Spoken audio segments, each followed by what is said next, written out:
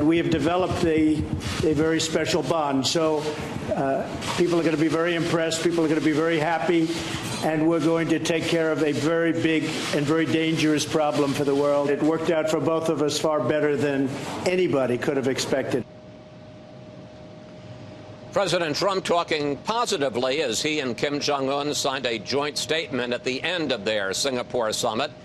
Let's bring in our panel back in D.C. Molly Hemingway of The Federalist, Mara Liasson from National Public Radio, and Byron York of The Washington Examiner. Byron, your thoughts about the summit and that agreement that we just showed that President Trump and Kim Jong-un signed?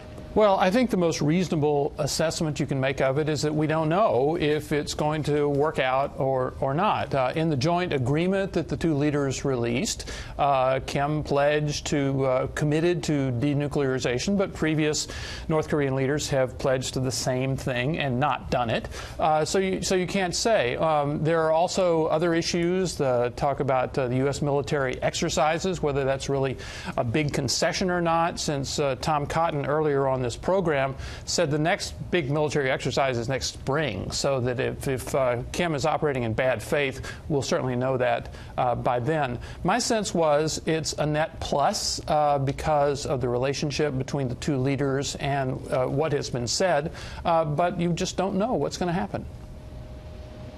Yeah, I want to pick up, Mara, on Byron's first point, because Kim, in the joint statement, committed to complete denuclearization. That's the quote. But he did the same in his first meeting with South Korean President Moon back in April. Do you see anything more here? Do you see any more details, any more meat on the bones? Not yet, but that's why Secretary of State Pompeo is now going to pick up the ball and see if they can do that, flesh it out.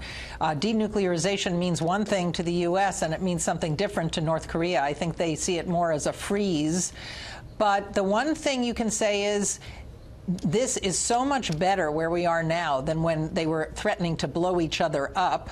And as long as they're talking, they're not going to war. And even if this ends up with only a freeze and not complete, utter denuclearization, that's still better than what we've got now. I think the only danger for the president is that it's going to be hard to keep up the sanctions regime because that really depends on China. And as long as Kim Jong-un is talking to the U.S., it seems like China's already beginning to back away from enforcing sanctions. Yeah, let's pick up on that point, Molly, because the president says he's going to keep the sanctions up. He's not going to call it maximum pressure anymore, but he says that's what it's going to be. But he also complained that China is easing up on patrolling and enforcing its border.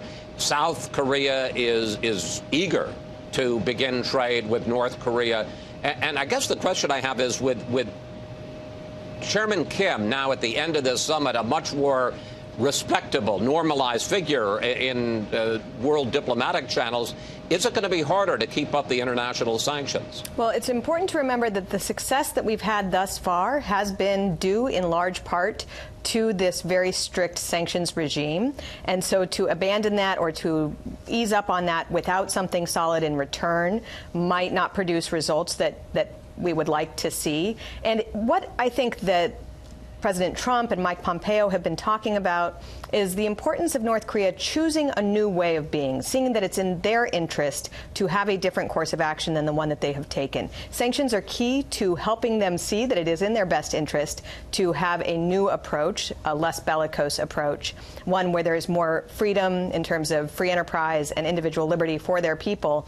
And so I would hope that everyone would understand the importance in keeping this together. We might need to ramp up our pressure on China and other countries to make sure that does take place. Molly, your general thoughts about the summit. There are some critics who are saying that the president gave too much considering what he got. Do you think that's fair?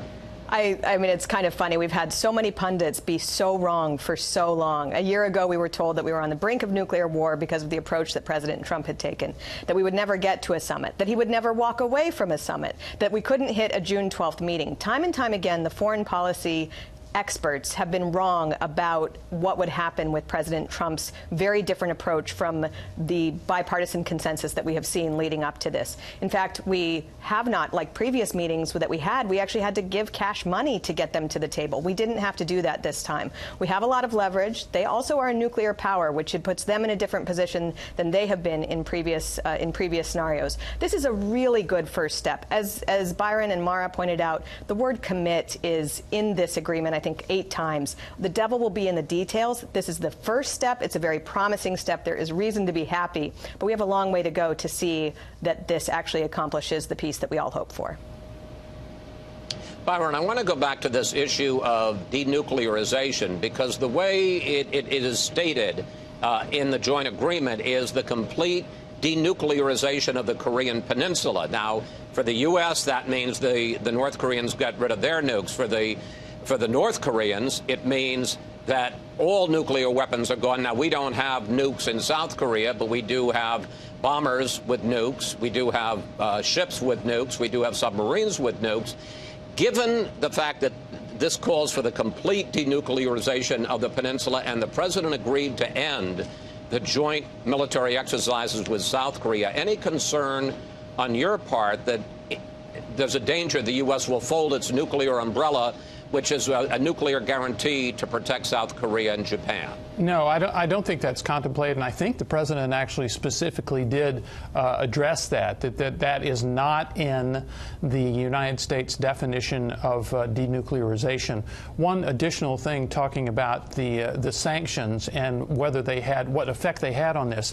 Yes, I think tough sanctions on top of previous sanctions did have a big effect, but also the threat of war had a big effect. I don't know how many analysts we have heard over the years saying that war is not an option on the Korean Peninsula, or war is unthinkable on the Korean Peninsula. Well, the Trump military team was thinking about it.